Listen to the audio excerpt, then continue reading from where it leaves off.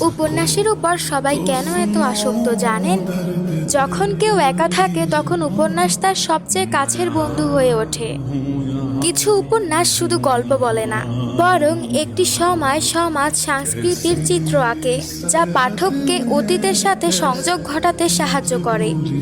উপন্যাসের চরিত্ররা অনেক সময় পাঠককে নিজের স্বপ্নের পথে এগিয়ে নিতে সাহায্য করে। কিছু গল্প এমন হয় যেখানে একেবারে অপরিচিত কোনো চরিত্রকে এত আপন মনে হয় যে মনে হয় সে পাঠকের জীবনেরই অংশ।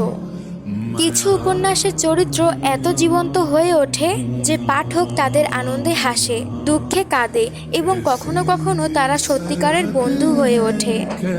কিছু অনুভূতি আছে যা বাস্তবে বলা বা বোঝানো যায় না, কিন্তু উপন্যাসের পৃষ্ঠায় তার পূর্ণতা পায়। উপন্যাস শুধু বিনোদন নয়, বরং জীবনের গভীরতম সত্যগুলোকে উপলব্ধি করার এক সেরা মাধ্যম।